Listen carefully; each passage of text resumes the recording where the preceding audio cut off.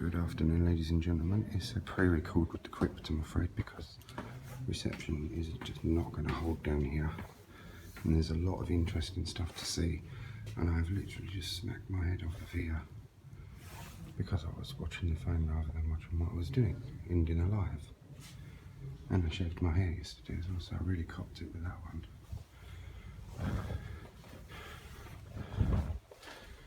That hurt. The Oratory Chapel of St. Clair.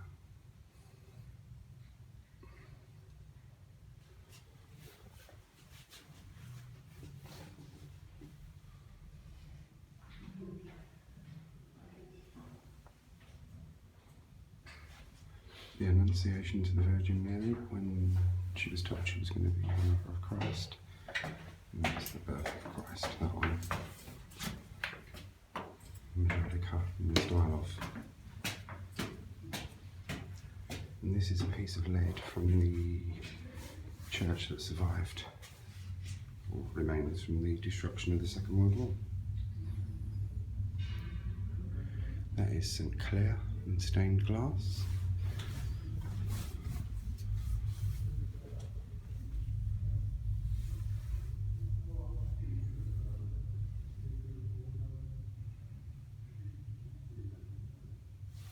I will do pictures down here and then go back upstairs and do the pictures today.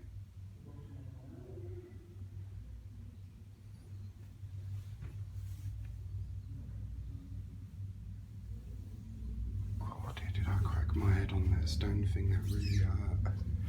And I had to style it out because there were people there.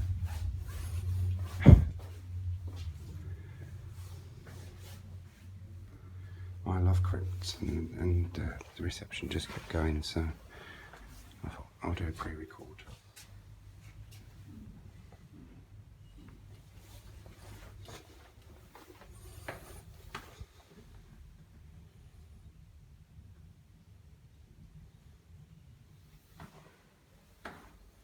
St. Dominic and St. Francis.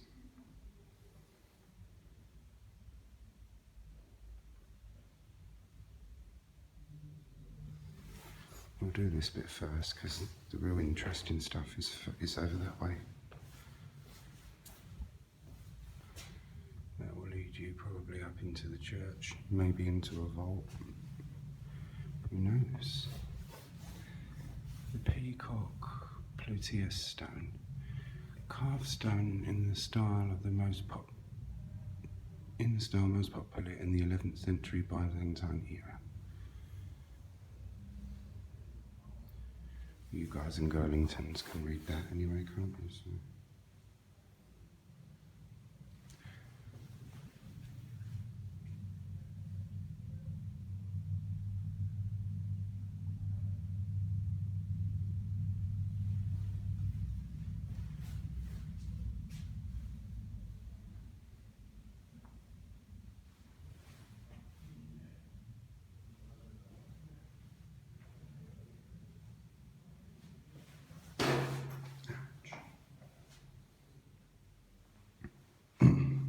How many times have I told you that I am notoriously clumsy?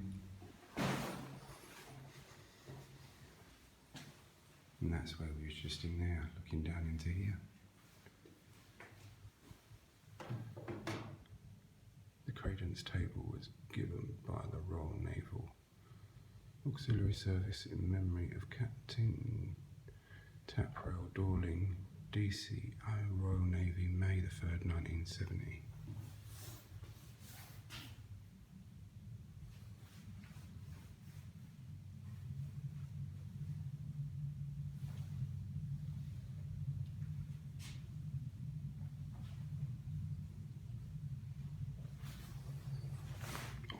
Head.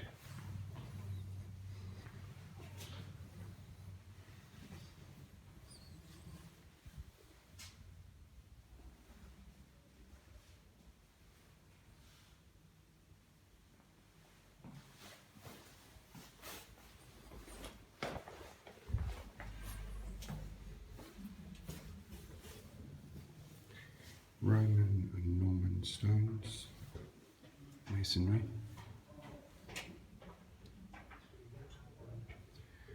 World War I crosses from graves.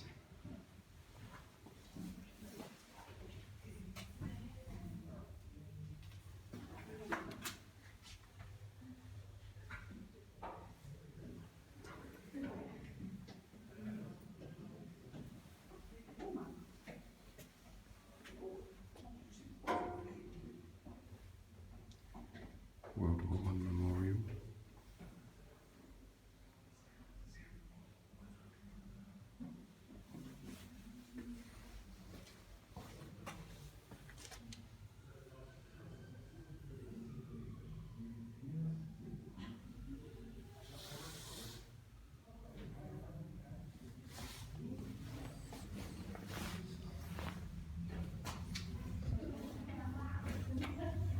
Arms box, which is money for the poor. Oh. Turn off the lights.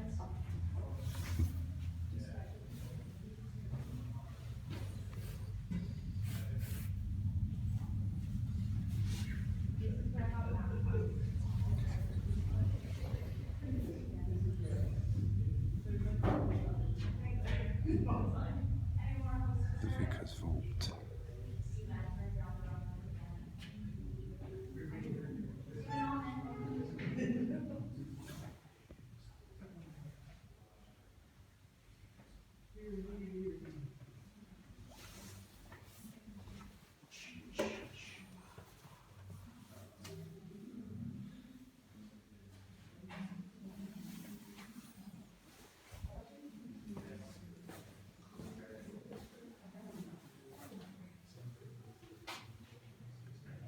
It's a full halt.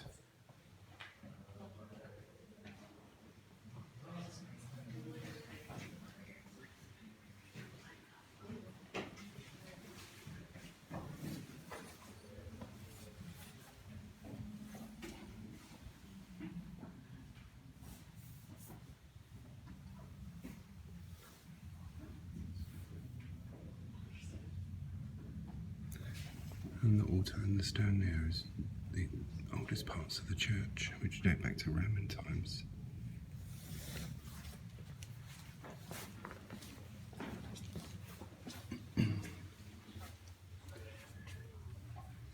Wildhead Cross.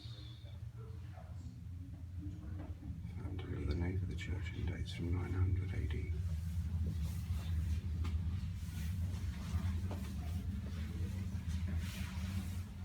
Sorry,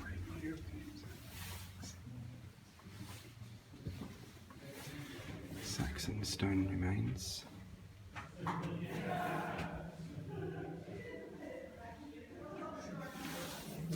Sorry. Maybe I'll give you a better view at the Vicar's vault now. In there are the ashes and remains of lots and lots and lots of vicars that have served here over the years.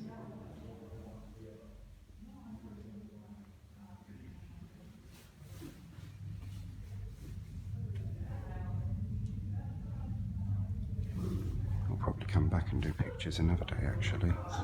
Gives me an excuse to visit again then. Saxon stone remains were found during the discovery of the clearing of the large chapels in 1925 to 27. Embedded into the foundation is St. Clair Chapel. It's a burial vault from the early 17th century. And wall in 1320.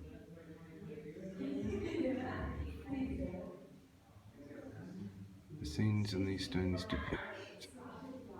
depicted show beautiful examples of Anglo-Saxon knot designs with St. Peter and St. Paul on the side panel and Christ trampling on beasts on the front panel.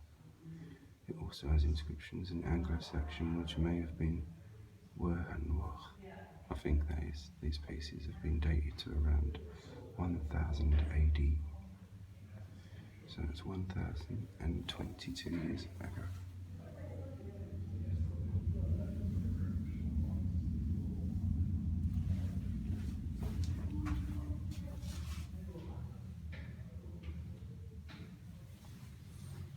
That's interesting, isn't it?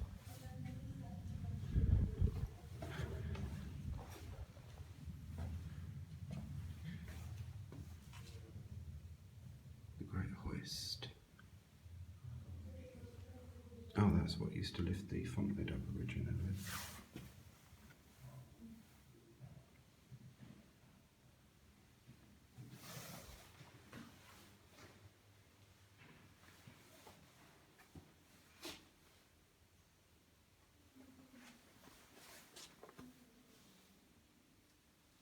Medieval piscina.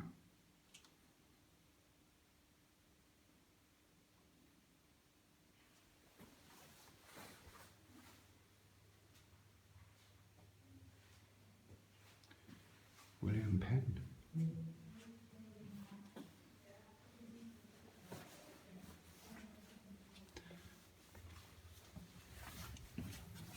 Penn Memorial. William Penn, his baptism in All Hallows was erected to the church in 1911.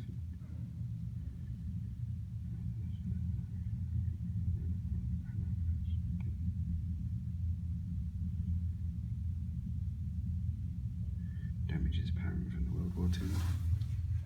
And you can see they've tried to. The North Door. The original North Door dates. Sorry, the original. This is the original North Door from the 1884 construction of the North Porch. It was badly damaged in the bombing.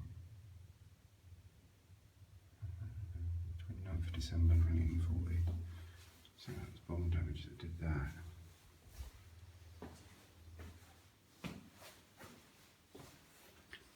A prospect of the city. A view of City of London, engraving artist Johannes Kipp, 1653 to 1722.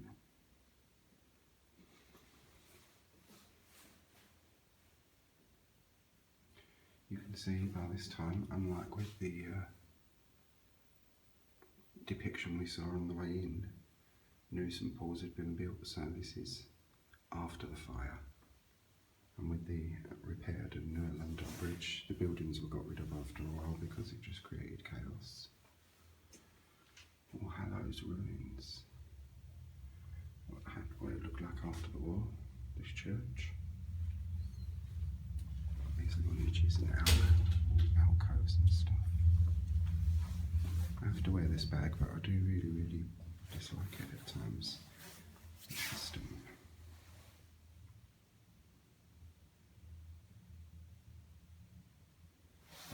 Little storage after the Great Fire. Yeah, a lot of places were made to keep systems. All Hallows, Barking, morning of 30th December 1940. Shows exactly the air raid after the very day it happened, so that's a living piece of history. All Hallows by the Tower, early 20th century. These are all images of the church, obviously, 1736. Interior views, circa 1892. And this will obviously show it as it was before all the war damage and stuff. All Hallows, Sacristy and Pulpit. 8th, 36, that's obviously.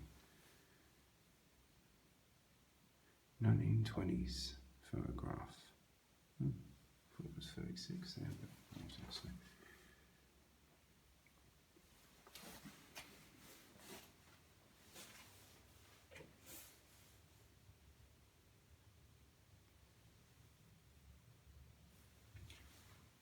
Pulpit.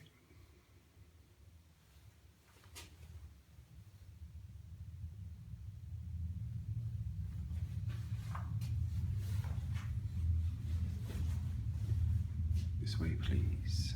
We're into the museum part now. Medieval key, medieval glazed floor tiles, a ceramic poppy. Oh, that's one of the ones that they had in the moat of the Tower of London. I went and saw this when it was done. It was amazing, very moving.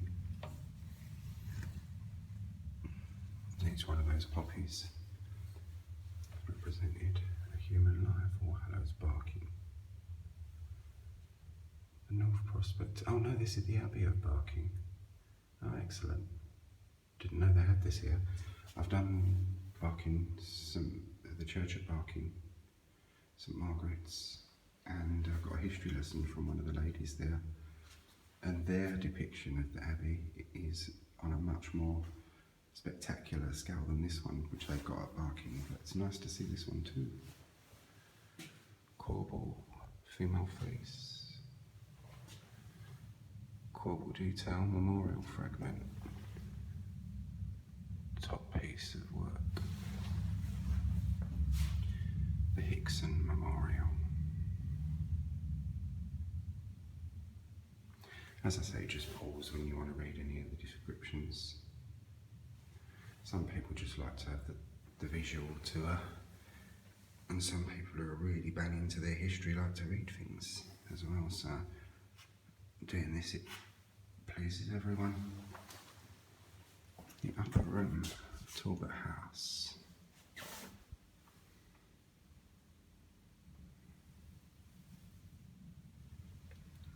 That's very good.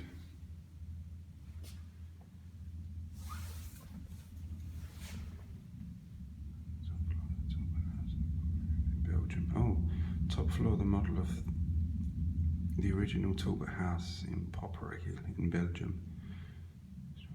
The room was originally a loft, used for hop drying. Anyway, you have some there, so you can read that. But yeah, it shows a scene from the First World War. Oh look, that's actually lit, like real stained glass. That's very good.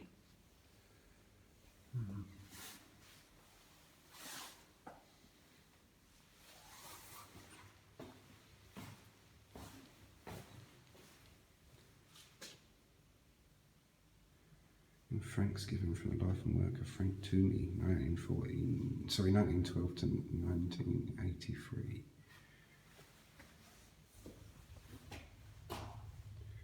William Lord, Archbishop of Canterbury.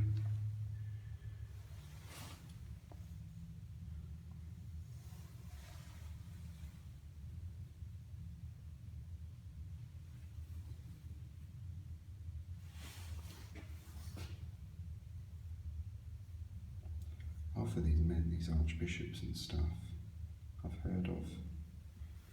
Audiobooks, readings, entry for Archbishop William Lord's death.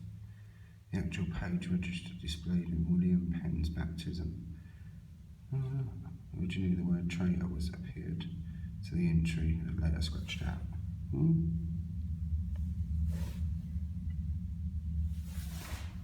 Original document there.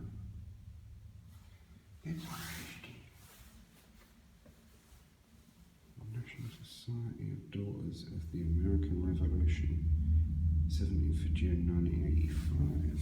Thanksgiving for the close ties between All Hallows and the United States of America. I love things like this that link countries and causes and great people. 1797, there's a parish register. Marriage register.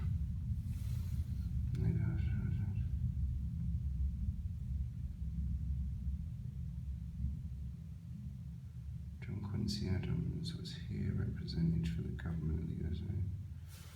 You can read that anyway. I get carried away and then I'm in here for hours then.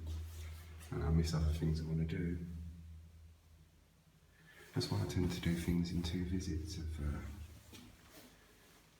filming pictures given by the people of the city of Philadelphia. Original baptism register of 1643. Sir Admiral William Penn was Commissioner of the Navy. And this is, so William Penn is where you get the name Pennsylvania from. The governor and whatnot, and that's where Pennsylvania comes from. Mixed do's and who's and whatnot with a lot of these people, because we know a lot of what happened in America. parish register shows the entry describing the Knollys Rose ceremony. The Knollys Rose ceremony, which is a distinct thing to this church. If you're interested in the history, give that a read, or Google the Knollys Rose ceremony. That's it happening. The gift of the Northcott Foundation, 1985.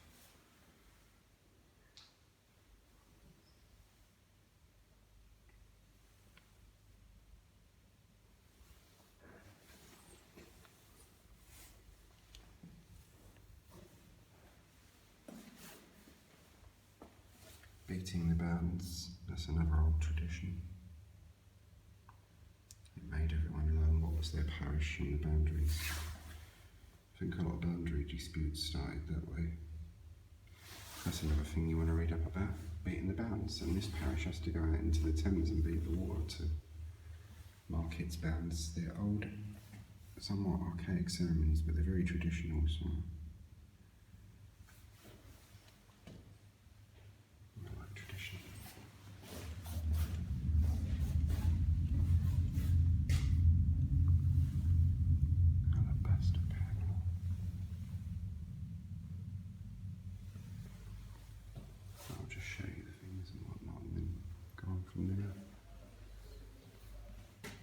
St Church plate.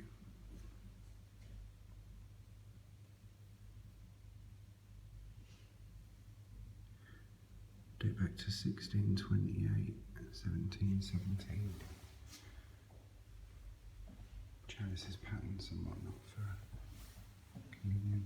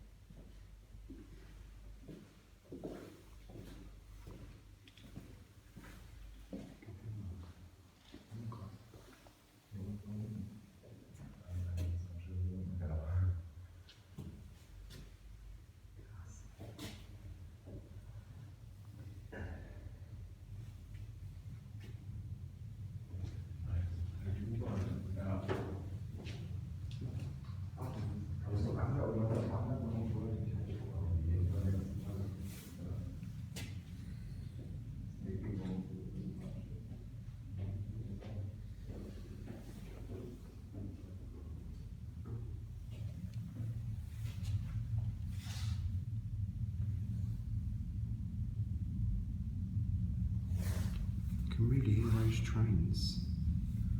This is the All Hallows Church plate. The flagon dates from 1626. Chalice and pattern from 1631.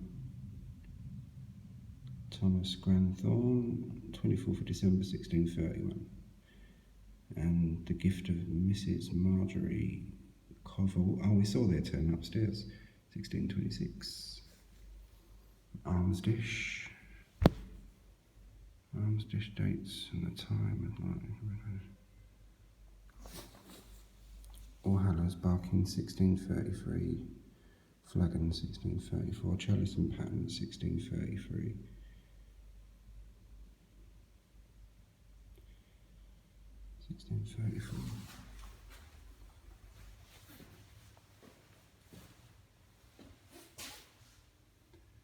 Roman artifacts displayed in this case. There's so much on there. This place has got, the museum is online anyway, so if you're interested in any of this stuff, really want to read into it, go on the internet and you'll have some good reading material. I may find some links anyway and put them in the post as we go along.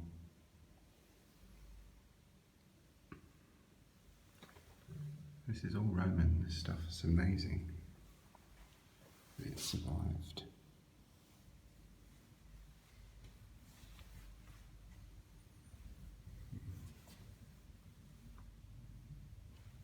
They're for underfloor heating. Wow.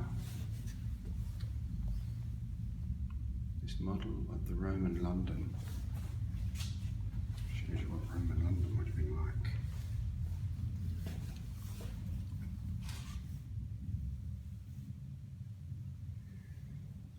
Well, ain't that just real fine and purty?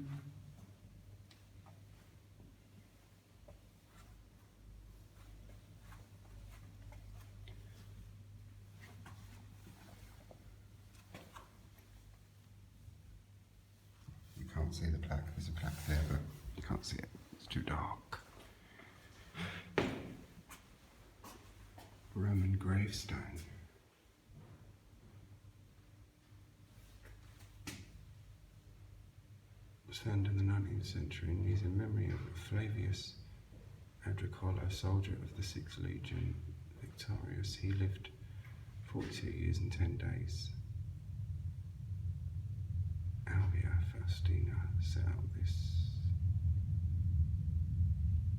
to remember her husband.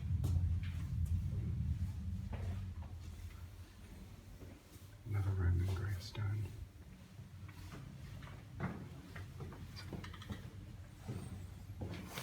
No, I can't say. Alias Alphidius Olassa, of the Pompatine tribe, native of Atenia. He lived 70 years. His heirs erected this in accordance with his will. He lies here. So even before the Christians came along, there was burials and stuff taking place. This is all stuff that's been found here, by the way. Marcus Aurelius Eucarpus, most devoted son, aged 15 years and 6 months, set up by his mother, Aurelia Eucarpia. Absolutely fascinating. Back from whence we've come. Looking right down at the Vicar's vault, where all the ashes are. And these are just Roman flooring, this, by the way. Roman tessellite and Roman pavement. The Undercroft Museum.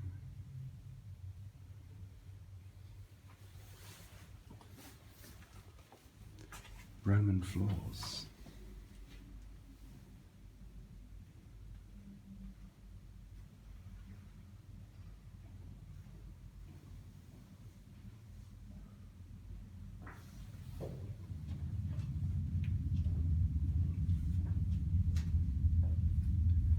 Now you can really hear the trains.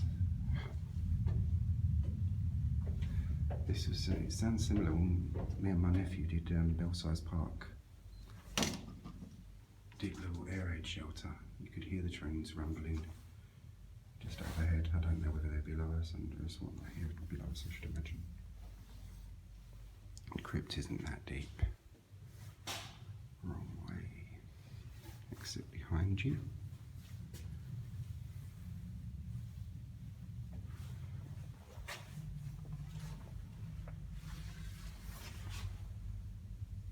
Back up into the church.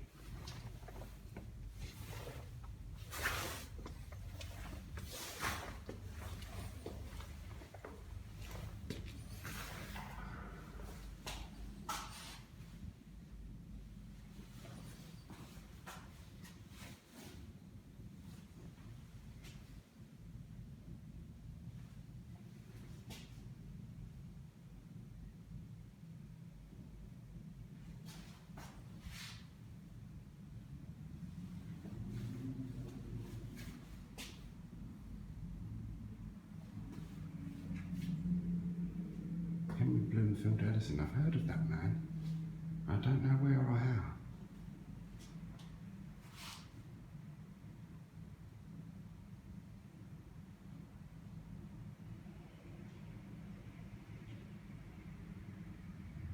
See sharp bill.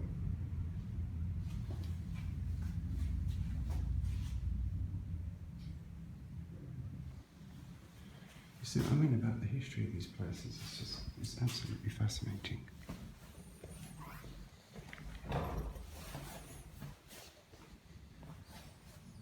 And we are back where we were, so I shall end this one, see what time it is. If I've got time, I'll take some pictures now. If not, then I'll go and do the monument. Right. enjoyed that one. Take care, everyone, and I will see you soon.